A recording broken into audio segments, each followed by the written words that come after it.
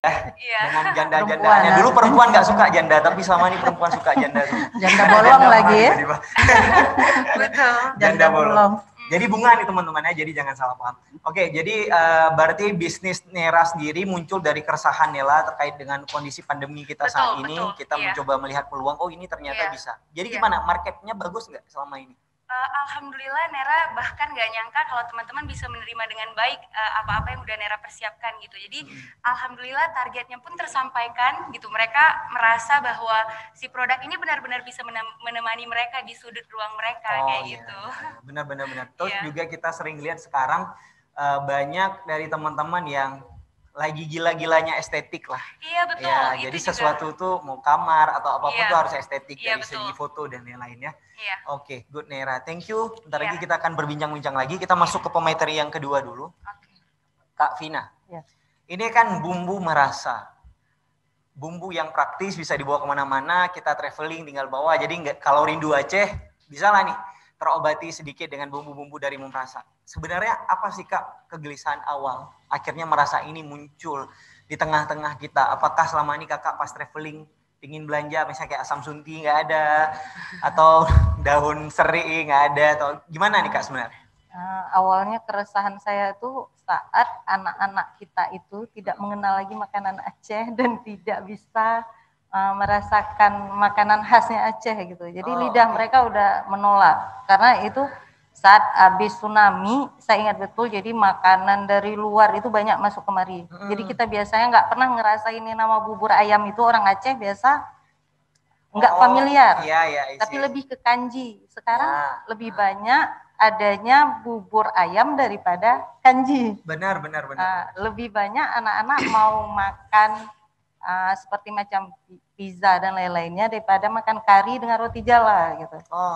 Jadi saat itu termasuk anak saya sendiri waktu kita memberikan makanan Aceh gitu, dia nggak enak sih, baunya terlalu wangi kata dia. Saya bilang, aduh susah juga nih masa anak kita sendiri udah lidahnya udah nggak sesuai lagi nih karena udah biasa banyak makan makanan luar. Saat itulah saya berpikiran, oh berarti kita harus buat ini bumbu gitu. Saat saya sebelumnya sih kita bukan bumbu sih, saya memperkenalkan kepada kawan-kawan saya masakan Aceh karena kita ada komunitas grup masakan Aceh. Grup masakan Aceh. Di Facebook. Saat itu orang ini bilang makanan Aceh itu susah, ribet karena banyak bahan-bahannya. Kita hampir 20 macam. Iya, gitu. benar. Jadi saat itu saya terinspirasi lah, oh rupanya ini satu peluang. Itu. Jadi seperti itulah yang ininya awalnya kita. Kan. Nah teman-teman, kita lihat ada dua orang pemateri ini ternyata memulai usahanya dari kegelisahannya sendiri. Ini gimana kita menciptakan solusi sebenarnya untuk diri kita sendiri. Ternyata itu juga bisa kita tawarkan ke pasar dan pasar menerima. Nah kita lihat juga sekarang bumbu Merasa ini juga mungkin sudah banyak orang mengenalnya bahkan sampai di luar Pulau Aceh. Karena dirasa cukup praktis untuk dibawa. Kita tahu bumbu kalau untuk masak Aceh, masak ke mama aja, Kapoja ya, itu ingredientsnya nggak satu, bahkan ada tipe-tipenya, ada yang kering, ada yang basah, ada orang suka pakai kunyit banyak, ada yang enggak, dan lain-lain lah. Tapi Kak Vina mencoba mengambil jalur tengah, kita mencoba membuat makanan yang bumbu makanan yang praktis supaya bisa dinikmati oleh banyak orang. Nah, itu penting teman-teman. Jadi kita ingat ada poin yang paling penting kita bahas dari dua narasumber adalah mulailah melakukan sesuatu karena kegelisahan dari sendiri. Oke, sekarang kita masuk ke pembicara kita yang ketiga yang sudah sangat legenda di dunia kuliner Aceh. Kak Fauzia, kakak mulai bisnis ini tahun berapa? 2005 ya. Kita mulai dari tahun 2005 pasca tsunami. Ya. Kebetulan kita terinspirasi itu kita saat itu kan pas habis tsunami itu bingung mau cari kerja apa. Benar. Apalagi seperti saya memang ayah anak kena tsunami. Jadi kan saya mau kerja apa nih? Anak 5. Jadi mau kasih apa nih? Pas setelah tsunami kebetulan itu NGO kan banyak masuk tuh. Iya, benar. Memberi pelatihan. Kami dekat pesisir pelatihan ikan gitu kan, olahan ikan. Jadi disitulah kita mulai sedikit demi sedikit. Pas 1 tahun peringatan tsunami di Ulele itu datang Presiden SBY Kemudian kita disitulah mencoba untuk memperkenalkan produk kita. Pada masa itu memang kita belum packaging yang bagus, iya, benar-benar. masih berupa plastik biasa, cup-cup Mika gitu kan. Jadi pada saat itu instansi-instansi yang terkait juga mereka mensupport kita. Disitulah kita memperkenalkan produk-produk kita. Belum kita pasarkan ke pasar-pasar saat itu. Masih berupa kita menunggu pelanggan pesanan. Setelah itu kita yang memesan, rupanya mereka kasih informasi, kasih apa, nih bolehlah ditaruh di toko-toko souvenir di swalayan katanya. Nah, kemudian kita saat itu memang kita perjuangan nggak seperti saat ini dilihat, dia kenapa udah enak, dia nggak melihat kita dari perjuangan jatuh bangunnya. Dari saat kita memasarkan itu masih packaging kita belum bagus, orang otomatis kan menolak. Apalagi swalayan kan. Ya, nah, kita nggak putus semangat, kita berjuang terus, kita cari informasi ke dinas-dinas terkait, di mana kebetulan ada pada saat itu ada klinik kemasan kita di Aceh. Di situ kita mengajukan klinik kemasan, dapatlah kita kotak kemasan. Ada berapa ribu kotak, kemudian kita di situ kita kemas dengan kemasan, kemudian kita taruh-taruh di swalayan, udah diterima. Kemudian kita kendala lagi diterima-terima kendala lagi. Ini nggak ada PIRT-nya Bu. Urus lagi itu. Kemudian ini saat itu nggak ada halalnya lagi Bu. Harus urusnya begini. Makanya dari situ kita bangkit. Kita perbaiki sedikit demi sedikit. Kemudian kita alhamdulillah dari modal 500.000 saat itu dari 2005, alhamdulillah sekarang udah bisa kita sekolahkan anak-anak ya. Wow. Udah bisa kasih kawin anak-anak udah. Luar biasa. Aduh, saya jadi malu. Jadi teman-teman, poin paling besarnya juga dari apa yang disampaikan oleh Kak Fauzia adalah beliau memulai ini dengan modal 500.000 teman-teman. Mungkin 500.000 sekarang kita beli sepatu, beli baju, nanti baru cari uang lagi. Ya kan? Modal 500.000 itu pun kita saat itu belum ada modal apa. Itu dari hasil, kalau kita cerita sedih dari awal. Dari hasil kita, pada waktu itu kan ibu masih punya bayi 5 bulan pas habis suami. Kita bersihin kampung, diupah satu hari 50.000. Dari situlah kita kumpul untuk kita bisa bangun usaha ini. Masya Allah. Luar biasa teman-teman, saya pribadi merinding. Begitulah ketika kita ingin melakukan sesuatu, kita harus tahu apa sih alasan terkuat kita mau melakukan itu. Seperti Kak Fauzia, beliau punya alasan yang paling kuat, beliau single parent, beliau ingin menghidupi keluarganya, membiayai sekolah anak-anaknya, dan alhamdulillah dari 500.000 yang beliau kumpulkan, dari beliau membantu membersihkan kampung-kampung, dapat upah, beliau kumpulkan sehingga beliau berhasil membuka usaha sampai sekarang ini. Kita harap ini menjadi pelajaran besar buat diri kita. Kalau punya uang 500.000, jangan beli dompet 500 isinya nggak ada, tapi beli dompet yang 10.000 atau 50.000 aja isinya jadi 450. Jadi bisa dipakai yang lain. Teman-teman mulailah bijak menggunakan apa yang teman-teman punya. Sekarang nggak semuanya punya privilege yang sama. Terkadang ada orang yang terakhir dengan segala kecukupan, ada orang yang terakhir dengan segala keterbatasan. Terkadang tapi kita melihat hidup itu selalu adil, orang yang hidup dengan segala keterbatasan biasanya selalu punya banyak cara. Dan juga kita sebenarnya kalau dititipkan sesuatu juga sebagaimana kita lebih bijak menggunakan hal itu untuk kehidupan kita lebih baik ke depan. Terima kasih Kak Fauzia, luar biasa sharingnya. Ini menjadi pelajaran yang besar buat saya. Saya juga sering mengeluh tentang bagaimana saya harus memulai usaha saya lagi ketika naik turun. Semoga ini menjadi sebuah penyemangat buat saya dan teman-teman yang ada di rumah. Amin. Nah, kita masuk lagi ke yang paling muda ini. Nera, kenapa akhirnya memilih membuka usaha? Di saat banyak pilihan, mungkin anak-anak muda ingin bekerja di perusahaan besar, ya pastilah mimpi itu pasti ada. Tapi akhirnya kenapa mau terjun di usaha? Karena kita tahu gini, usaha ini kalau dilihat kelihatannya mudah. Enak ya orang buka usaha banyak uang.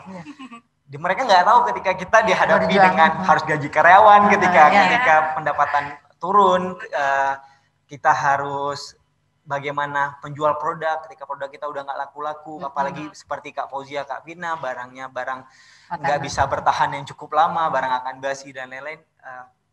cukup berat sebenarnya. Jadi kenapa akhirnya seorang anak muda, umurnya berapa maaf? 22. 22, masih muda sekali. Kenapa akhirnya mau memutuskan untuk masuk ke dunia usaha? Oke. Mungkin kalau Nera cerita sedikit, sebenarnya Nera udah mulai berjualan itu dari SMP. Mungkin SMP itu sekitar 2011 ya, 2011 2013 Nera kayak jualan gelang handmade gitu, tapi memang belum ada sebuah platform khusus yang Nera usahakan buat branding gitu-gitu, emang belum ada sama sekali. Sampai akhirnya di 2015 Nera sama adik perempuan Nera membangun sebuah brand fashion muslim yang alhamdulillah juga berdiri sampai hari ini. Kemudian mungkin pertanyaannya kenapa akhirnya memilih untuk terjun di sini, dan mungkin Nera yang udah struggle atau udah suka berjualan dari dulu dari 2013, kenapa akhirnya Nera memilih untuk konsisten di bidang ini, karena bagi Nera menjadi seorang pengusaha itu punya peluang besar. Apa sih peluangnya? Nera ingin menjadikan terutama mungkin untuk sekarang layout, karena layout ini adalah bisnis yang Nera bangun agak relevan dengan bidang kuliah Nera. Jadi Nera pengen menjadikan layout ini sebagai sebuah platform Nera bisa berkarya gitu. Jadi mungkin kalau harapannya setelah lulus kita mau bekerja akan ada pressure yang berbeda gitu. Kita akan ngerasa kayak capek mungkin, atau ada waktu-waktu kita nggak mau bekerja gitu. Tapi kalau kita melakukan sesuatu, kita berniat untuk berkarya, pasti hasilnya akan beda gitu. Jadi Nera selalu berusaha untuk menjadikan layout ini adalah tempat Nera untuk bisa berkarya. Kemudian satu lagi cita-cita Nera, kenapa akhirnya Nera memilih untuk menjadi pengusaha, Nera betul-betul pengen suatu hari nanti bisa membuka lapangan pekerjaan untuk banyak orang. Oke, luar biasa. Masih muda, punya niat untuk membuka lapangan usaha. Lapangan pekerjaan buat teman-teman di luar sana yang mungkin kurang beruntung. Iya, betul. Semoga niatnya tercapai. Amin. Dan luar biasa apa yang Nera harapkan. Semoga banyak anak-anak muda yang seperti ini, karena kita harap juga semakin banyak orang-orang yang berpikir seperti Nera, Kak Vina dan Kak Fauzia, maka akan semakin terbuka lapangan pekerjaan kita, karena kita tahu kita tidak bisa berharap seluruhnya kepada pemerintahan karena terbatasnya sumber daya kita, terbatasnya keadaan kita saat ini. Jadi mari kita sama-sama mengambil peran kita masing-masing agar Aceh bisa jadi lebih baik. Amin. Seperti yang pernah saya katakan di awal, bahwasannya Aceh tidak akan pernah lebih baik hanya dengan caci maki di sosial media. Aceh akan jadi lebih baik ketika kita semua mau bergerak bersama dengan peran kita masing-masing. Oke, kita masuk ke Kak Vina lagi.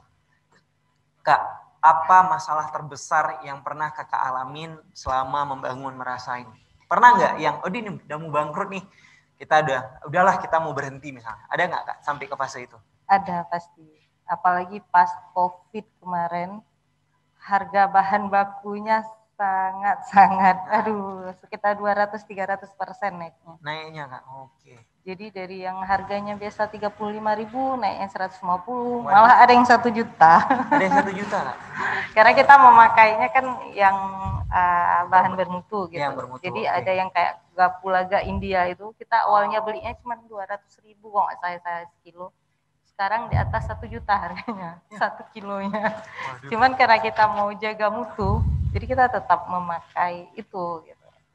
Jadi yang belum lagi kita di awalnya ramai kawan nggak percaya bahwa saya buat bumbu gitu. Iya benar-benar. Si Tina buat bumbu, agak tomboy gitu lagi kan. Buat bumbu nggak percaya, kan. Saya bilang nggak apa-apa, nggak percaya untuk saat sekarang. Saya kasih kamu nggak mau yang gratis, tapi saat nanti merasanya aja ya, kamu harus beli, saya bilang. Benar. Dan itu ya alhamdulillah benar-benar kejadian. Saat kawan-kawan bolehlah mintalah bumbunya 1, saya bilang kemarin kasih gratis nggak mau, sekarang kamu harus beli. Iya benar.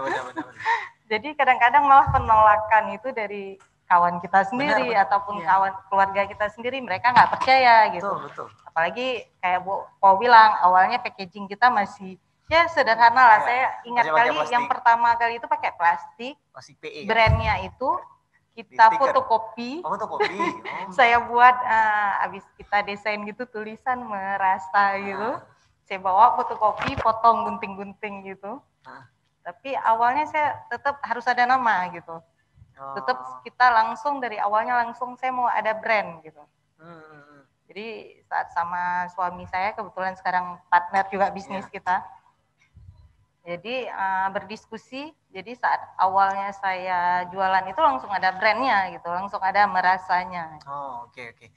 Berarti ada mimpi yang besar tuh dari awal ya? Ya, dari awal langsung kita memang cari, oh ini jadi yang saya bilang tadi mungkin ini potensi belum lagi Aceh itu terkenal dengan rempahnya yang bagus. Gitu. Dulu kita pernah sangat jaya dengan jalur rempahnya. Ya, betul. Jadi dengan makanan juga orang asal ke Aceh pasti cari kulinernya. Benar. Jadi ini potensi saya lihat, walaupun kita udah ditolak, diapain, ataupun bahan baku yang mahal, tapi kita berusaha juga. Kadang-kadang goyang juga sih, goyang juga. Itu pasti saat dia agak mulai down gitu. Biasa suami juga penyemangat. Dia bilang fokus. Benar. Jadi kita memang harus fokus di usaha kita. Saat kita goyang ya, insya Allah ada jalannya dari Allah. Jadi ada aja. Thank you. Nah teman-teman ingat, kalau kita mau naik kapal nih, kita mau sampai ke tujuan kita, ombak itu pasti ada. Nah kalau kita milih berhenti dan balik arah, tujuan tuh nggak akan pernah sampai ya. Iya. Oke. Nah teman-teman, banyak perjuangan seperti apa ini cerita oleh Kak Vina tadi, bagaimana COVID ini hampir mematahkan semangat perjuangan merasa karena harga yang begitu drastis, harga bahan baku begitu drastis naik. Tapi kita harus punya alasan untuk kenapa kita mau berjuang kembali, dan intinya ketika kita ingin melakukan sesuatu, lupakanlah tentang apa yang orang lain katakan. Sebenarnya mereka menolak kita hanya karena mereka belum melihat hasilnya. Sekarang mungkin gak ada yang bilang ke Kak Vina, ngapain jualan bumbu? Gak ada lagi kayak. Kalau dulu ada, karena kita baru memulai. Biasanya memang penolakan itu terjadi karena hal itu tidak biasa kita lakukan. Ya. Ketika hal itu sudah rutin dilakukan, maka semuanya akan biasa. Jadi buat teman-teman jangan pernah takut melakukan hanya karena akan dibilang, masa seorang sarjana cuma jualan, masa semua orang sarjana cuma ini, masa kamu cuma jadi jualan segini. Mungkin teman-teman banyak nggak tahu fakta-fakta menarik dari orang jualan itu, yang jual-jualan bakso di samping jalan, yang bakso tutup sehari mereka bersihnya 300.000, sebulan 9 juta juga. Kita kerja jadi karyawan sebulan belum tentu dapat 9 juta. Capek lagi dengan semua tanggung jawab kita. Nah maksudnya ini kita tidak mendiskreditkan satu pekerjaan, tetapi mulailah berpikir secara luas, bahwasannya bekerja itu tidak harus hanya di sebuah instansi, tapi kita bisa menciptakan pekerjaan kita sendiri. Nah masuk lagi ke Kak Val. Saya boleh Kak panggil Kak aja ya, biar kita dekat soalnya. Ibu juga boleh. Ibu boleh. Nah, Kak Val, bagaimana akhirnya, apa yang Kakak rasakan setelah akhirnya Kakak sampai ke titik ini sekarang? Dari semua perjuangan Kakak, sehingga apakah semua tujuan Kakak telah tercapai dari awal niat Kakak membangun bisnis ke Mamah ini? Tujuan untuk saat ini memang kita harus bersyukur ya. Mungkin saat ini kita udah merasakan dari hasil usaha kita itu udah dapat kita rasakan, dan kemudian kita memang nama aja manusia, mana ada puasnya. Betul. Pasti kita ada ingin untuk lebih ke depannya. Kalau seperti saya itu kalau ke Mamah itu kan masih masaknya masih kita packingnya dalam cup, dalam botol. Jadi kita akan ingin pengalengan gitu, ada dalam kaleng. Jadi untuk lebih tahan lamanya, kalau dalam kaleng hampir 2 tahun lebih tahan. Tapi kalau dalam botol itu cuma 3 bulan paling lama tahannya. Jadi itu kita kepinginnya ke depan seperti itu. Mungkin dari mana-mana aja mungkin ada, kita mengharapkan kan instansi yang terkait bisa membantu, tapi kita lagi usaha juga sendiri, lagi nabung sikit-sikit untuk membeli mesin. Jadi alhamdulillah kita juga udah bisa, dari hasil itu kita juga udah bisa umrah, udah bisa kita setor haji. Mudah-mudahan saya panjang umur bisa melaksanakannya. Amin. Jadi saya udah bisa kawin anak udah 3, udah bisa kasih kuliah anak.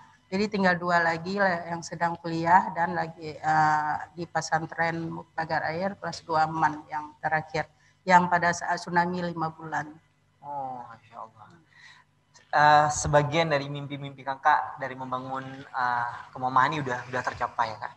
Alhamdulillah. Tinggal nih teman-teman lihat walaupun sudah sampai di titik ini, tapi masih ada PR-PR yang menurut Kak Fauzia harus diselesaikan. Seperti kita ingin upgrade kemasan, bisa dikaleng, supaya bisnis kita nggak stuck ya. Yeah. Jadi banyak orang terkadang bisnisnya udah settle nih, udah dapat uang yang cukup, nggak mau upgrade lagi. Akhirnya jatuh, kalah dengan pesaing. Nah ini juga salah satu poin yang penting yang disampaikan oleh Kak Fauzia tadi. Bagaimana kita terus upgrade nih supaya mengikuti perubahan zaman tentang apa sih kebutuhan-kebutuhan pasar, bagaimana orang bisa menggunakan produk kita itu bisa lebih baik. Oke. Kita... Kak Fau, saya mau tanya, jadi sedikit saya tangkap, jadi kakak mulai bisnis ke Mamah ini tahun 2005. Berarti kakak yang pertama memulai usaha ikan kayu ini pada saat itu, atau memang ada beberapa usaha yang lain juga? Kalau yang pertama sih enggak, itu karena kita tuh kan ikan kayu makanan ciri khas Aceh. Iya benar. Udah dari dulu memang udah ada ikan kayu itu.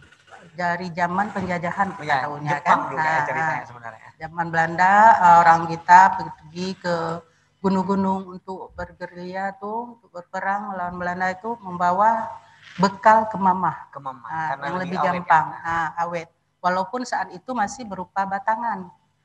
Jadi kita setelah tsunami itu, sebelum tsunami kan belum ada ikan kayu yang rajang siap dimasak.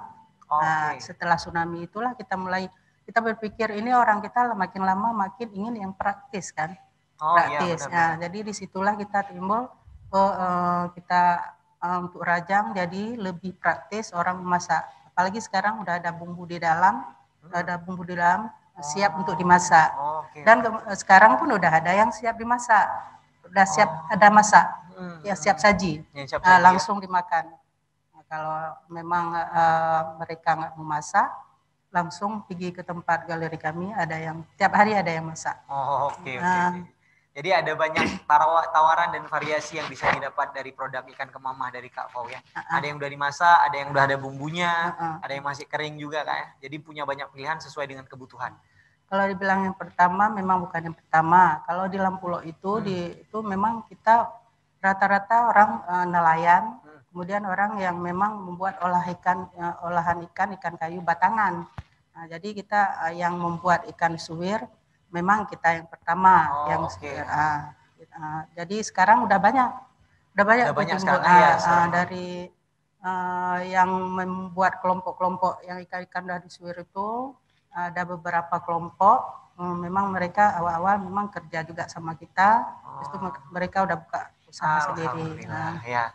Semoga apa yang Kak Fau lakukan dan teman-teman lakukan bisa jadi inspirasi dan menjadi amal buat kakak-kakak semua di depan.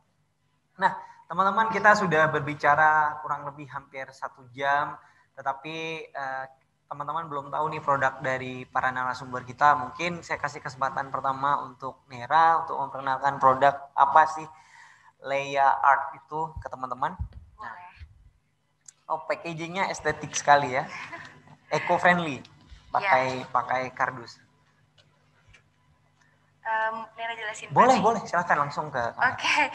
Jadi ini salah satu produk yang udah launching di Leia Art karena sebenarnya awal-awal itu Leia Art bukan produksi sendiri, jadi kayak jualan tanaman tapi tanamannya masih ngambil dari produksi orang. Tapi kemudian Nera sekarang udah ada workshop sendiri, jadi memang diproduksi sendiri. Ini Nera liatin dulu pertama. Semua packagingnya itu ramah lingkungan. Nera berusaha untuk sedikit membantu bumi untuk mengurangi sampah plastik. Jadi yang pertama itu pakai packaging dus dan yang kedua di dalamnya kayak ada pouch gitu dan pouch ini ada tulisannya locally made in Aceh Indonesia. Jadi berharapnya kalaupun nanti produk ini bisa nasional atau mungkin internasional, jadi bisa tahu gitu kalau produksinya itu dari Aceh. Kemudian di dalamnya itu ada 3 paket, ini kayak tatakan kayu, kalau Nera sebutnya di Leia Art itu stand woods. Nah stand woods ini nanti bisa dipakein sama postcard. Nah postcard ini sebenarnya kayak lagi happening gitu, jadi banyak orang-orang yang pakai postcard kayak gini buat ngisi ruangannya, kayak ditempel di dinding atau dipajang kayak gini juga ada. Cuma akhirnya Nera bikin postcard ini tuh original desainnya Leia Art yang dibikin mengangkat tema Aceh. Jadi judulnya itu Jelajah Bersama Leia Art ke Aceh. Ada 3 cerita yang Nera angkat di sini. Yang pertama ada tentang Taman Nasional Gunung Lauser. Kemudian ada tentang kopi gayo sama ada tentang Mercusuar William Thoren yang di Pulau Aceh. Nah, kemudian mungkin ini bisa estetik kan, jadi teman-teman bisa pakaiin gitu kayak di stand woodnya, mungkin Nera contohin. Boleh. Kayak gini, tuh bisa ditaruh di meja belajar gitu kan. Nah, tapi yang menarik yang Nera hadirkan itu ke teman-teman, di belakangnya itu ada ceritanya. Jadi teman-teman bisa tahu cerita di balik postcard itu sebenarnya apa. Sebenarnya Nera angkatnya sederhana sih. Mungkin kayak tadi ada salah satunya itu yang kopi gayo. Mungkin orang-orang udah tahu sih sebenarnya kopi gayo itu ya ada di Aceh, terus dikenal di Indonesia bahkan di dunia juga. Cuma yang Nera angkat di sini adalah bagaimana kemudian kopi ini bisa dinikmati sampai hari ini tuh karena berkat tangan petani. Gitu. Jadi kita ini adalah kayak bentuk terima kasih kepada para petani yang terkadang sering terlewatkan. Iya, kadang kayak kita cuma menikmati kopi tanpa sadar betul kalau kopi ini nggak mungkin bisa di tangan kita tanpa mereka. Itu isi lain apa di dalamnya? Kayak thank you card gitu sih. Oh iya, yang ini yang di dalam tadi? Sama. Sama ya. Tatakan juga. Iya. Boleh maaf, saya ambil yang thank you-nya. Boleh. Nah, jadi teman-teman, ini sebenarnya hal sederhana yang terkadang banyak pelaku usaha melupakan, yaitu kartu terima kasih. Nah, jadi sebenarnya kalau kita membaca banyak teori tentang apa usaha yang akan berkembang ke depan adalah usaha yang bisa menjalin komunikasi lebih baik dengan konsumen. Jadi konsumen dibuat lebih dekat dengan kita dengan ucapan terima kasih secara personal, kita tulis namanya. Jadi mereka ketika membeli produk kita tuh serasa dia membeli dengan teman sendiri. Jadi ada ikatan yang dibangun dari situ dan ini cukup menarik. Banyak dari teman-teman di luar sana dan pelaku usaha muda yang sudah melakukan ini. Dan kita harap ini akan terus berkembang ke depan dan dilakukan oleh banyak pelaku usaha sehingga ada ikatan emosional yang dibangun antara produk kita dengan si customer kita. Oke, thank you. Ini menarik sekali. Semoga sukses. Nah, kita masuk ke produk kita yang kedua. Sebelum kita review nanti semua, ini ada merasa. Kalau merasa mungkin teman-teman sering lihat di swalayan. Ini salah satu Kak, apa itu Kak? Ini kita bumbunya, kita satu box itu isinya 10. 10, berarti bermacam varian. Itu sih tergantung konsumen, tapi biasa kita kalau untuk swalayan biasa satu per kotak kayak ini. Tapi konsumen kita biasanya seringnya minta campur di mix.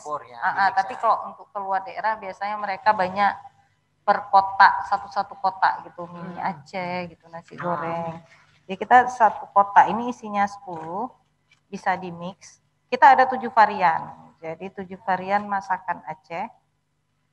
Seperti masak merah, seperti ini ada masak merah, kari, kita juga ada ayam tangkap, gulai Aceh, nasi goreng Aceh, dan mie Aceh. Jadi semuanya dibungkus sama aluminium foil. Jadi kita tahan sampai 1,5 tahun. Alhamdulillah. Lama ya? Dan dia tanpa pengawet dan MSG. Jadi aman untuk jadi aman dikonsumsi dan aman juga untuk yang alergi. Dan kita juga di sini untuk varian nasi goreng dan mie Aceh kita punya langsung ada mie ininya, udangnya. Langsung ada udangnya. Cuman udangnya memang udah kaldu udangnya, tapi itu memang dari udang asli. Jadi kita memang pakai bahannya memang bahan yang bagus. Jadi memang kayak bawang kita pakainya dari bawang Aceh, dari petani Aceh. Jadi kita maksimalkan mengusahakannya itu produk-produk yang ada di Aceh memang. Berarti siklus bisnisnya ini menguntungkan lah untuk para petani dan lain-lain. Mungkin Kak Ho juga melakukan hal yang sama. Dan untuk mie Acehnya kita alhamdulillah udah dapat BPOM-nya. Udah ada BPOM-nya. Kan seandainya saya nggak bisa masak, saya beli ikan misalnya atau udang, saya pakai bumbu tuh bisa langsung. Bisa, ini praktis karena udah ada bawang. Biasanya kan kalau berarti saya tinggal aduk-aduk aja. Iya, tinggal aduk, tinggal tambah garam. Karena kita yang versi yang untuk merasanya sekarang kita tanpa penambahan garam kecuali untuk mie Aceh dan nasi goreng. Karena itu untuk menimbulkan gurihnya si udang. Jadi yang lain itu kita nggak pakai apapun tambahan lainnya. Jadi dan berbentuk kering. Jadi tinggal beli ikan garamin sama jeruk. Jadi kita tinggal taburin dia, ditumis saja jadi. Jadi buat mak-mak yang sibuk, anak kos, apalagi yang kuliahan di luar, jadi gampang. Jadi kalaupun beli ikan kayu, tinggal yang ada yang udah disuir, tinggal dia ditumis aja. Nggak usah ditumis pun kalau yang makanan yang pakai bumbu gulai Aceh itu, dia cuma dimasak aja gitu aja, jadi dia. Jadi nggak ada perlu nambah-nambah apapun lagi, tinggal garam aja. Sama paling biasa saya pakai gula. Dan kita juga ada varian yang barunya, unele. Unele dari Merasa, kita packaging. Kak, unele kalau kita artikan bahasa Indonesia kelapa gongseng. Kelapa gongseng. Jadi kelapa gongseng ini biasa kelapa gongseng yang di pasaran itu kan karena packagingnya kurang bagus dan bukan aluminium foil, dia cuma tahan 1 bulan. Lebih dari 1 bulan biasanya baunya udah tengi. Dan ini alhamdulillah kita udah coba 6 bulan lebih masih bagus dan tidak berubah. Dan ini masih airnya. Kita karena nggak nambah minyak dan lain-lainnya, jadi dia memang asli ininya. Jadi alhamdulillah masih bagus gitu. Bagus, ya? Ini kita lagi coba untuk expirednya 1 tahun gitu. Oke. Masih dalam proses. Ya, karena kita kan belum. Tapi sudah diperjualbelikan. Udah. Itu udah. Dan juga udah dapat BRT dan lain-lain juga. Oke, thank you. Nah, buat teman-teman yang mungkin tinggal sendirian seperti saya, anak kos dan lain-lain, itu bumbu ini sungguh menjadi jawaban kegelisahan kita kalau kangen-kangen rumah, karena nggak sanggup juga kita makan nasi uduk tiap hari, ayam penyet dan ayam geprek. Ibu-ibu ayam-ayaman yang ada di kepala kita, mungkin bisa pergi ke TPI Lampulo, beli ikan sedikit, beli bumbu, potong-potong, udah selesai buat dimasak. Nah, jadi buat teman-teman itu tadi produk kedua kita dari narasumber Kak Davina. Nah, sekarang kita masuk ke yang ketiga. Kak, boleh diperkenalkan produknya Kak kita? Tapi banyak sih orang udah kenal juga. Ya. Ini kita ada kemasan yang 250 gram. Ini di dalamnya udah tersedia bumbu juga. Udah sih. Bumbu kering, kemudian asam sunti. Ada asam sunti. Asam sunti sudah dihaluskan? Belum. Oh, belum. Tinggal nanti dia, ini yang belum ada bawang putih, bawang merah. Kita ingin kolaborasi dengan Merasa juga. Jadi memang udah lama kita kepingin itu, masih ada kendala mungkin ya. Mungkin pulang dari sini bisa ya. Iya betul. Ini alhamdulillah udah ketemu di sini. Ini pun kita setiap haji itu dari 2012 itu diorder oleh pemerintah Aceh untuk dikasih oleh-oleh untuk jamaah haji Aceh. Ini. Jadi sampai sekarang itu mungkin instansi ada Perindak, ada Bank Aceh yang order kan. Ini untuk setiap ada event di Aceh itu selalu untuk body bag-nya selalu ada ikan kayu. Alhamdulillah ya. Salah satu oleh-oleh khas. Dia ada beberapa ukuran. Ini ada ukuran yang 100 gram. Kalau yang masak ada beberapa ukuran. Kalau kita sekarang udah mulai produksi juga nih abon ikan. Itu abon ikan. Abon ikan, tapi dari ikan tongkol. Itu abon ikan tinggal kita makan aja? Ini tinggal saji. Tinggal makan. Dengan nasi panas boleh, nasi dingin boleh, nasi uduk boleh, nasi kuning boleh. Ini tinggal tambah bawang goreng nanti langsung dimakan. Langsung makan kan?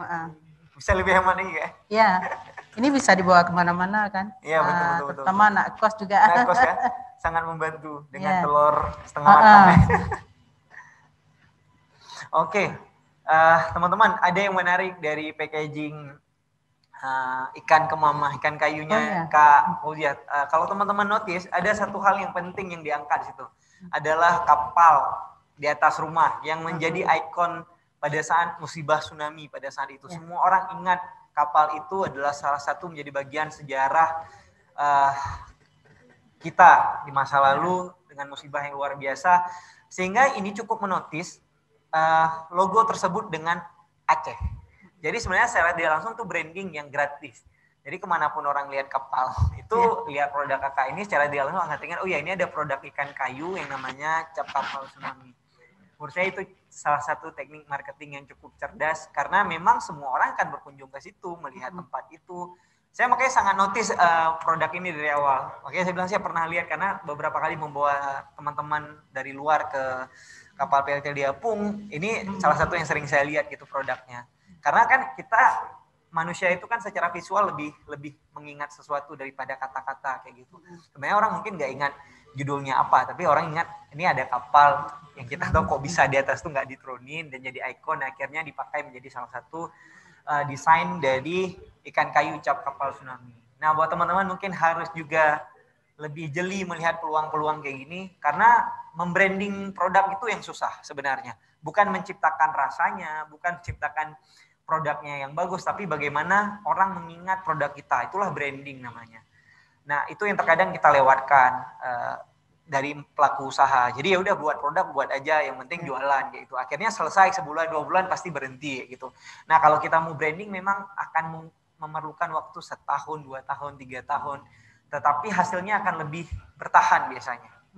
Terima kasih Kak Fo buat cerita-cerita kita. Nah, sekarang teman-teman saya ingin bertanya satu pertanyaan tapi dijawab oleh ketiga narasumber. Seandainya saya punya uang nih, sekarang 5 juta.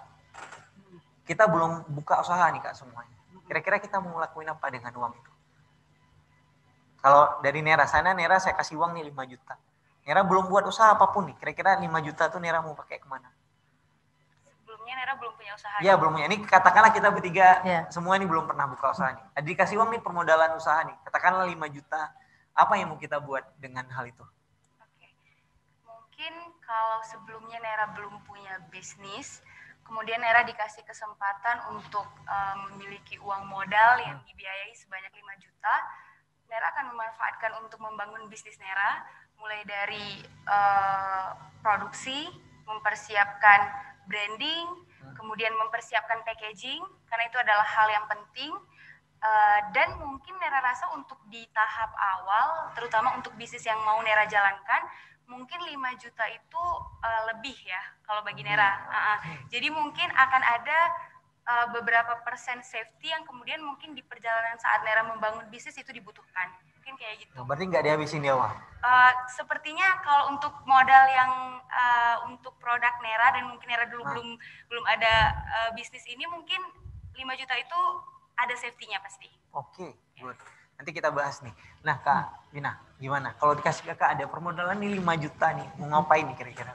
Kalau seandainya merasa ini belum ada. Ya, sama kayak Nera, karena memang hobinya bisnis, nggak bisa duduk kalau nggak ada kerjaan dan uang masuk. Ya, jadi pasti kita jadikan untuk usaha itu uangnya 5 juta. Biasa saya pasti lihat dulu, ini apa yang bisa kita buat nih dengan uang yang seperti ini. Kita lihat dulu kondisi. Mungkin kalau karena kita nggak muda lagi, kok kayak pasti passionnya lebih ke anak-anak muda.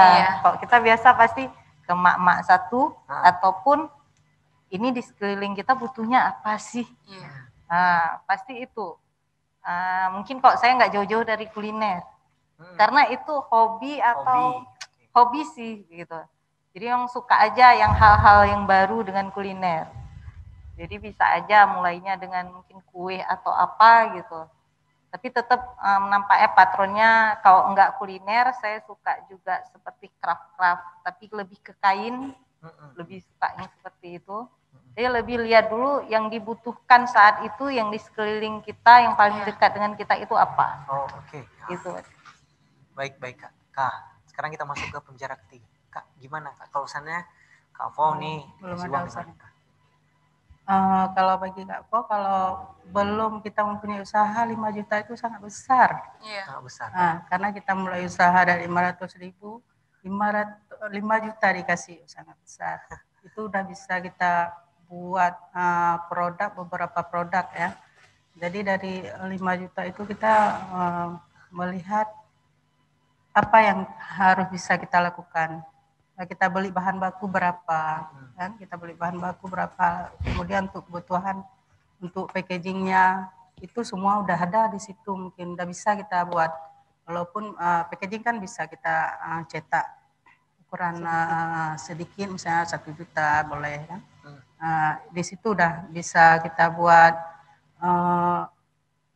apa peralatan udah bisa kita beli peralatan, semua udah bisa kalau dari 5 juta itu. Berarti 5 juta ini besar. Jadi dari ketiga pembicara kita, semua mengatakan 5 juta ini besar untuk kita memulai usaha pertama kali. Betul. Nah jadi 5 juta tuh nggak beli HP, nggak beli hal-hal yang ya mungkin sifatnya bisa ditunda sebenarnya. Tapi kalau sekarang 5 juta itu nggak cukup. Nggak cukup. Ya, kita beli bahan bakunya sekali beli 20 juta. Iya, tetapi itu paling setelah kecil. usaha berjalan ya. Untuk memulai sebenarnya itu udah cukup besar untuk kita manfaatkan. Nah, buat teman-teman nanti jika berkesempatan mendapatkan permodalan, ini juga buat teman-teman di Aceh Berdikari 1, bagaimana kita memaksimalkan ini sehingga bisa menghasilkan sesuatu. Nah, coba konsep berpikirnya diubah. Hari ini misalnya teman-teman berkesempatan dapat uang bantuan permodalan usaha katakanlah 5 juta. Terus teman-teman berpikir, aduh 5 juta mau buka apa? Ya udahlah aku belanjain aja. Nah, sebenarnya coba berpikir dengan cara yang terbalik. Ini ada uang 5 juta, aku manfaatin, aku buka bisnis, terus aku bisa dapat income katakanlah sebulan 500.000 atau 300.000, terus aku cicil-cicil, tapi income itu terus ada. Nah, akhirnya melebihi dari angka 5 juta. Bisa nggak kita berpikir gitu? Nah, kadang orang maunya praktis. Ini dapat uang 5 juta, ya udahlah pakai aja dulu. Toh nanti daripada buka usaha rugi. Nah, sebenarnya percaya atau tidak dari ketiga narasumber kita adalah pelajaran yang dari berharga di buka bisnis adalah kegagalan sebenarnya. Jadi kalau kita nggak gagal, kita nggak tahu mau buat apa lagi ke depannya. Nah, gitu teman-teman. Nah, saya ingin bertanya lagi kepada pemateri pertama, Nera. Nera, kira-kira apa motivasi yang bisa diberikan kepada teman-teman di rumah ketika ingin memulai membuka usaha? Oke. Mungkin sederhana ya. Kalau boleh Nera sampaikan sedikit. Nera adalah anak perempuan pertama yang punya 2 adik perempuan juga. Jadi segala hal yang Nera lakukan hari ini adalah berusaha nanti ke depannya adik-adik Nera bisa melihat sosok kakak yang maksudnya bisa menjadi motivasi juga buat mereka gitu. Jadi yang ingin Nera sampaikan adalah apapun yang kita lakukan hari ini adalah yang kita petik nanti gitu. Jadi jadi kayak berusaha memanfaatkan, apalagi mungkin teman-teman yang lagi nonton sekarang adalah teman-teman yang seumurannya masih dekat dengan Nera, masih punya banyak peluang atau banyak hal yang bisa dieksplor gitu. Jadi jangan maunya sekarang santai-santai, kemudian nanti akan merasa kebingungan gitu harus kemana. Jadi ada waktu, masih muda, masih sehat, masih sempurna badannya gitu. Pemikirannya juga masih sehat, jadi lakuinlah yang terbaik. Karena yang terbaik kita lakukan hari ini, nanti akan kita tuai. Luar biasa teman-teman. Saya baru kali ini ngerasa kalah bijak dengan sesuatu yang agak bercanda-bercanda. Tapi itu luar biasa petuah yang harusnya kita bisa tangkap sebagai sebuah pelajaran. Bukan ini sekarang bukan masalahnya siapa yang mengucapkan, tapi apa yang diucapkan. Ambillah sesuatu yang baik yang bisa kita dengar hari ini dari teman-teman yang ada di depan. Nah, kalau dari Kak Vina sendiri, apa kira-kira motivasi buat teman-teman di rumah untuk membuka usaha? Kalau untuk teman-teman yang membuka usaha, pertama lihat dulu di sekeliling kalian apa yang mungkin menjadi inspirasi ataupun menjadi itu bisa jadi bukan motivasi sih. Jadi itu bisa jadi income buat kalian. Kedua, jangan pikirkan modal duluan deh. Iya, betul. Karena saya memulainya pun dari sekitar di bawah 100.000, walaupun dipikir sama orang itu nggak mungkin, tapi itu mungkin terjadi. Ini lebih luar biasa lagi. Walaupun itu akhirnya kok sekarang kita bilang butuh dana yang cukup besar. Benar. Tapi ini kita cerita ketika dari awalnya, jadi kalau kita awalnya gak usah dulu deh pikirin ini nanti nggak ada modal, kita nggak bisa kerja, tapi lakukan dulu apa yang bisa kamu lakukan. Lihat di sekeliling kamu, nanti dari sampahnya aja kita bisa memanfaatkan untuk yang lain. Benar. Jadi usahakan apa yang, jadi nggak stuck di situ aja loh. Oke. Terus fokus, karena kebanyakan sekarang begitu jatuh ganti lain. Selesai ataupun saya nyerah. Mau jadi pegawai aja. Lebih enak digaji sama orang. Iya. Itu kalau kita punya usaha, insya Allah kita bisa membuka peluang kerja untuk orang lain. Jadi bukan untuk kita sendiri loh. Kalau kita kerja sama orang, cukup itu berarti untuk kita. Iya, benar. Kita nggak bisa membantu orang lain.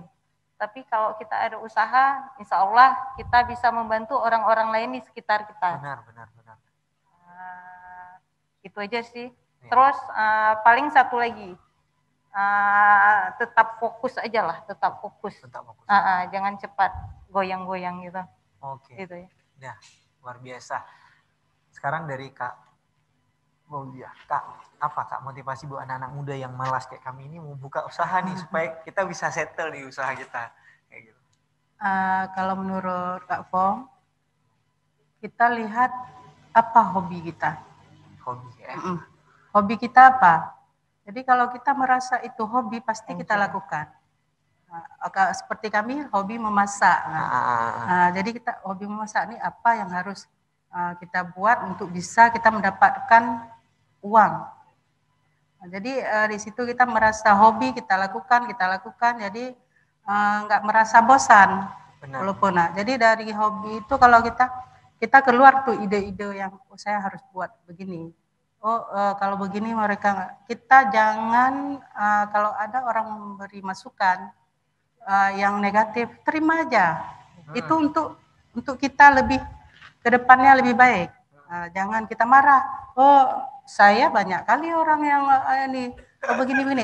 Ini pun masih kurang. Saya terima. Banyak memang masih kurang. Benar. Cuma kita keterbatasan ya. Jadi saya terima aja. Itu memang bagus untuk masukan untuk kita untuk membangun lebih ke depannya. Jadi di samping itu juga kita mulai usaha tergantung dengan niat kita. Jangan ada niat kita misalnya sesama usaha ini. Kalau kita orang Aceh, kalau banku bedah lo tengoklah. Maksudnya ingin membanggakan produk kita lebih ke depan. Benar. Yang ada jangan ada niat yang apa? Karena kita udah pengalaman itu yang ada niat seperti itu nggak akan bertahan. Usahanya. Kita berniatlah, habis itu kita jujur, disiplin, itu yang terutama. Jadi anggaplah suatu usaha kita itu hobi. Jadi kalau kita hobi kita senang mengerjakannya. Benar. Luar biasa. Nah, ada satu hal yang sederhana tadi. Mungkin itu penyakitnya orang kita juga. Kalau kata orang Aceh, kueh. Jadi kueh itu kita nggak suka lihat orang lain berhasil, rasanya mau jatuh biar kita aja yang bagus. Padahal nggak bisa gitu. Tapi bagaimana kehadiran kita juga bisa bermanfaat buat sesama. Kak Fau seperti membuka bisnis ini juga bisa menginspirasi orang-orang lain, bisa membantu, bisa mempekerjakan. Nah, kalau saya ingin bertanya kembali Kak Fau, Vina, dan Nera, kakak sendiri hari ini alhamdulillah udah punya karyawan berapa orang? Kita alhamdulillah udah punya karyawan 3 dari awal 5, sekarang udah 13 orang. Alhamdulillah. Kemudian kalau saat pada haji itu kita sampai 20-30 orang itu kita butuhkan. Itu enggak tetap ya. Kalau yang tetap 13 orang. Itu rata-rata penduduk sekitar kan? Iya, penduduk sekitar, kemudian anak-anak yang putus sekolah. Masya Allah. Putus sekolah. Itu kita pekerjakan itu menurut dia bidang dia masing-masing. Ada yang bagian rajang, ada bagian kemasan, ada bagian penjualan itu ya. Tapi itu menjadi sebuah kebahagiaan sendiri ya? Iya. Alhamdulillah. Nah, Kak Vina, sekarang merasa punya berapa karyawan? 6. Itu rata-rata orang Aceh semua? Orang Aceh. Orang Aceh semua Kak ya. Jadi itu dari ibu-ibu kah?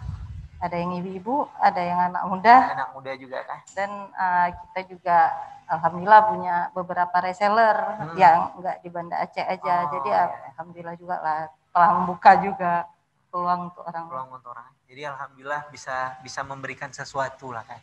Nah, beginilah ketika kita ingin melihat Aceh lebih baik, kita harus mengambil perannya kita masing-masing. Nera kan baru mulai nih. Kira-kira udah mulai pakai karyawan atau masih sendiri? Kalau untuk karyawan khusus tuh belum ada. Cuma Nera kan bekerja sama dengan workshop. Jadi untuk sekarang paling hanya ada 1-2 orang yang jadi tukang untuk pembuatan produk.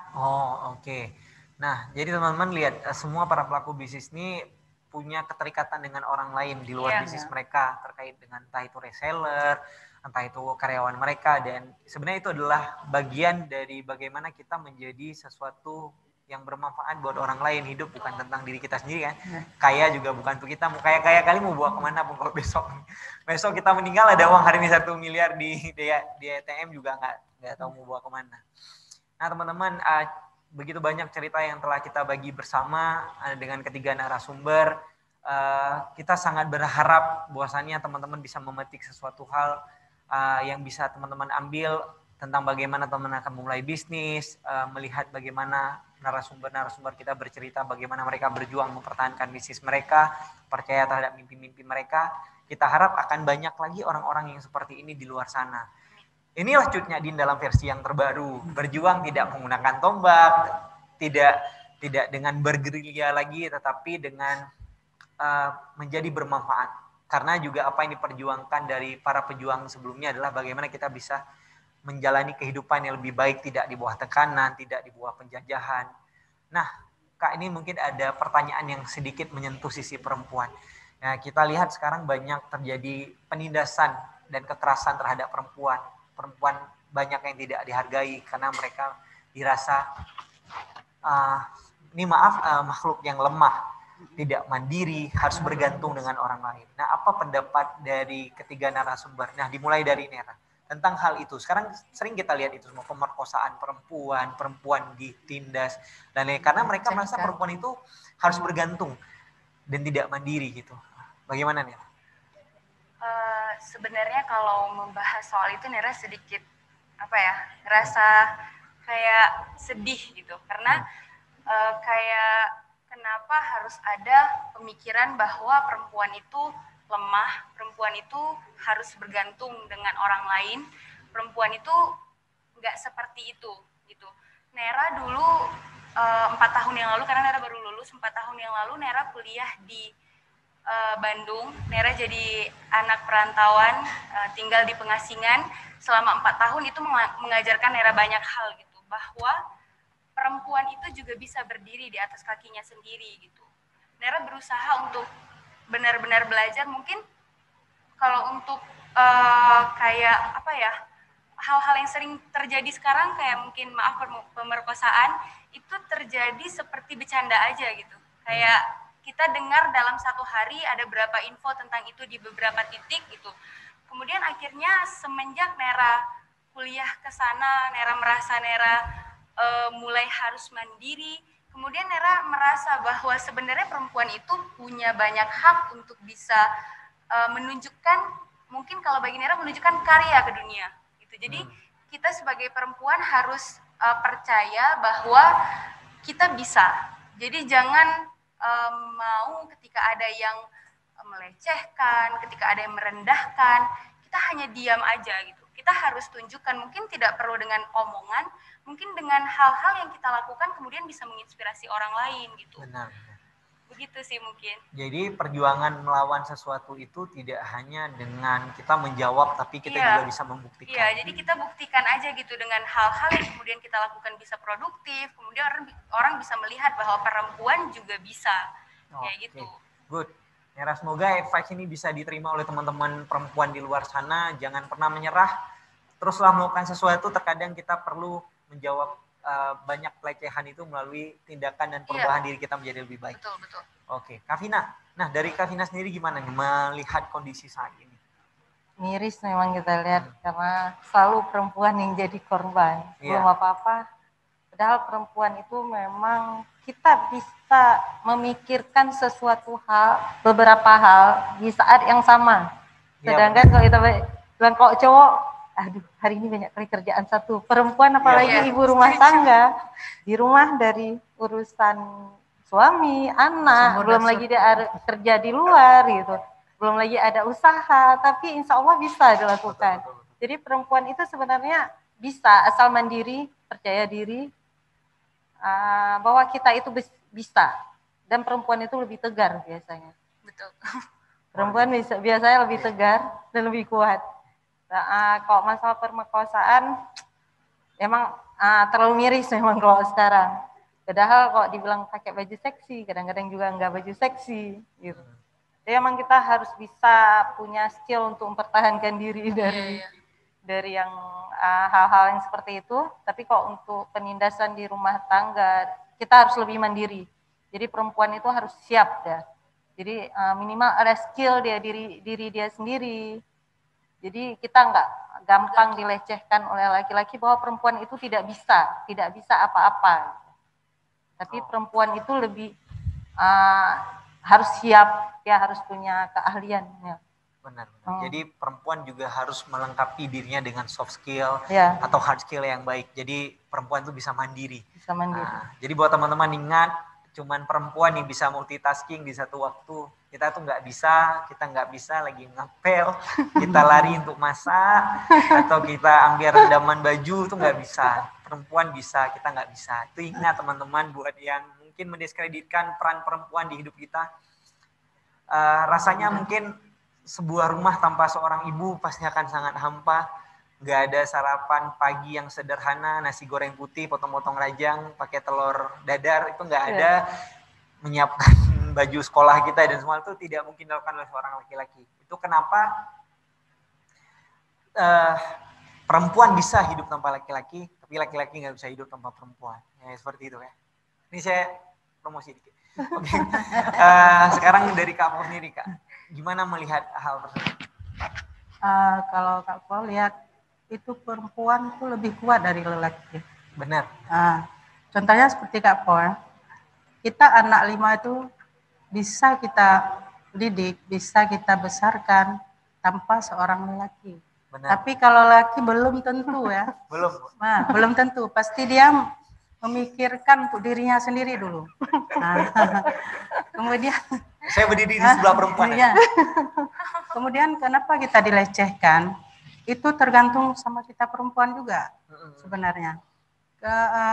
Mungkin kita terlalu bergantung diri pada lelaki. Kemudian kita kalau kita memakai pakaian juga, kenapa lelaki yang iseng-iseng tuh kan dia pikir dari pakaian kita dia bisa melecehkan kita. Ya, kan tapi sebenarnya kan belum tentu. Betul. Tentu bisa dilecehkan. Cuma dari pakaian kita dia menimbulkan seperti itu pemikiran dia. Jadi dari situ juga perempuan itu kan tiang negara. Betul. Baik perempuan, baiklah negara. Jadi mungkin di situ juga kita para perempuan, mari kita benah diri, berjaga diri, mari kita berkarya untuk orang bisa menghargai kita para perempuan. Nah, buat perempuan-perempuan di luar sana, tadi telah banyak disampaikan oleh narasumber kita, jadilah sesuatu yang lebih baik dengan kemampuan dari teman-teman sendiri, apa yang teman-teman sukai, tekuni itu dengan baik, sehingga kita akan dihargai dengan apa yang kita bisa lakukan. Bukan hanya sekedar apa yang kita bicarakan saja, tapi kita sudah melakukan sesuatu nih, ini poin yang paling penting. Setuju tadi apa kata Kak Pau mengurus 5 orang anak, alhamdulillah 3 sudah menikah, tinggal 1 lagi Kak? 2 lagi yang belum menikah. Saya rasanya pulang kerja, ngurus rumah, cuma nyapu aja, pening sendiri, gak sempat ke toko dan semua. Sangat-sangat tidak mampu kita sebagai laki. Tolong akui semua para laki-laki, kita tidak sehebat perempuan. Itulah kenapa sejarah berubah, karena ada perjalanan perempuan di situ. Ada peran perempuan yang luar biasa dalam menyeimbangkan kehidupan kita semua. Perempuan-perempuan yang mengambil peran bagaimana melengkapi seorang laki-laki dalam mengambil keputusan. Kita sering mendengar laki-laki itu adalah pengambil keputusan. Benar, tapi kita juga lupa perempuan itu letaknya sebagai penasehat. Dan secara struktur organisasi, penasehat itu di atas pemimpin. Jadi dia yang memberikan advice kepada para pemimpin untuk mengambil keputusan yang seperti apa. Itu kenapa ada istilah di balik sosok perempuan, lelaki yang hebat, ada perempuan yang luar biasa di belakangnya. Luar biasa advice saya hari ini. Saya mendukung perempuan hari ini. Semoga kita lihat banyak perempuan-perempuan hebat ke depan. Tidak terasa kita alhamdulillah sudah 1,5 jam di sini menemani teman-teman yang ada di rumah. Kita harap bisa bertemu lagi di kesempatan yang seperti ini di lain waktu dengan pembahasan-pembahasan yang lebih menarik. Saya harap teman-teman di rumah, saya ingin lihat saya hai dong sekali yang di Zoom. Boleh nggak dadah-dadah? Halo, ya thank you. Kalau ngerasa talk show-nya bagus, boleh nggak kasih jempol? Bagus nggak talk show-nya? Oke. Nah, semoga teman-teman bisa terinspirasi di sini. Aceh Berdikari 2 hari ini sudah mulai kita buka pendaftarannya. Insya Allah nanti pukul 1 siang. Jadi bisa diakses informasinya melalui Instagram resmi kita, Aceh Berdikari Official. Jadi silakan di follow, nanti semua informasi ada di situ. Jadi teman-teman silakan mendaftar buat esai yang terbaik, isi jangan asal-asal, ibu-ibu semua, kakak-kakak, adik-adik, isi yang benar. Semoga menjadi salah satu jalan untuk mendapatkan permodalan usaha dan menjadi sebuah semangat baru nih. Jadi kita nggak hanya berhenti di sini saja mimpi kita, tapi kita coba untuk terus membangun mimpi itu melalui cara-cara yang berhasil kita lakukan. Oke, saya pribadi sebagai moderator hari ini, Dais, mohon undur diri. Nera mohon undur diri. Terima kasih banyak semuanya atas kesempatannya. Ya, mohon undur diri. Saya mohon mengundurkan diri. Terima kasih. Nah, untuk teman-teman, kami semua pamit. Jangan lupa, saya pribadi ingin mempromosikan kembali produk dari teman-teman. Nera bisa di Instagram mana? @layart.official. Oke, teman-teman kalau mau beli produk Nera itu ada di Instagram @layart ya, .official ya. Di Instagram untuk membeli produk-produknya Nera atau ingin sekedar bertukar pikiran dengan Nera. Lalu Kak Vina bisa langsung ke di @bumbuaceh. @bumbuaceh. Nanti keluar dia ada tulisan merasanya. Nah, kalau untuk Kak Fau sendiri bisa berkunjung mana, Kak? Ke FB bisa, Fauzia, ke web bisa kapaltsunami.com. Web kapal tsunami.com. Kak Fauzia bisa dikunjungi di web kapaltsunami.com dan Facebook beliau Bunda Fauzia. Nah, mungkin bisa sharing-sharing juga. Kalau lokasi tempat perjualannya di mana, Kak? Di Lampulo itu ada kita ada 2 kedai. Ada khusus untuk olahan ikan di dekat kapal atas rumah kapal ini. Kemudian di depannya ada galeri. Itu bermacam souvenir kita jual di situ. Oke. Nah, teman-teman itu sedikit informasi tentang di mana teman-teman bisa mendapatkan produk dari para narasumber yang ada di depan dan mungkin teman-teman juga bisa bertukar pikiran, bertemu dan bercerita tentang bagaimana membangun bisnis yang lebih baik ke depan. Akhirul kalam, semoga perbincangan kita hari ini menjadi manfaat buat kita semua, menjadi amalan juga buat kita semua. Semoga ada sikap optimisme setelah mengikuti kegiatan hari ini. Kita berharap kita akan melihat Kak Fau yang baru dengan versi baru, Kak Vina dengan versi baru, Nera-Nera yang baru ke depan dengan perjuangan teman-teman sendiri, dengan usaha-usaha teman-teman sendiri. Ingat, kita butuh banyak Cut Nadin baru, kita butuh banyak Cut Mutia yang baru, kita butuh banyak Pocut Meraintan yang baru. Semoga perjalanan perjuangan Aceh menjadi Aceh yang lebih baik, Aceh yang lebih hebat ke depan bisa kita capai bersama. Akhirul kalam, wassalamualaikum warahmatullahi wabarakatuh. Waalaikumsalam. Alhamdulillah, puja ke Allah yang beri berkah di dalam dunia.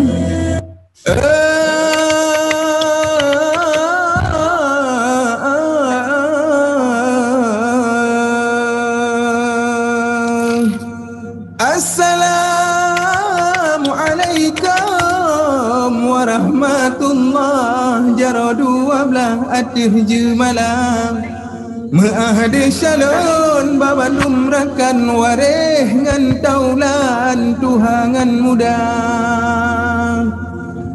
Alhamdulillah, puja ke Allah yang beri berkah di dalam dunia, yang beri rezeki si umur badan sehat taulan selama-lama.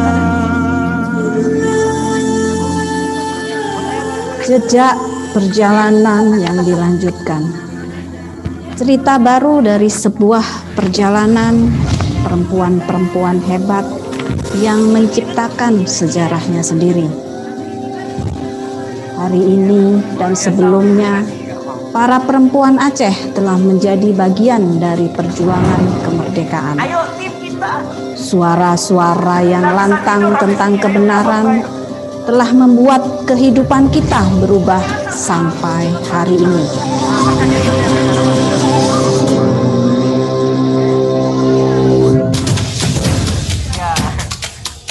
Kita akan berjalan kembali bersama para Cut Nadin baru, memulai perjuangan kita di sini tentang kembali mengucapkan kata-kata merdeka dari segala bentuk penindasan kepada perempuan dan merdeka untuk kembali mengambil peran sebagai perempuan perubahan.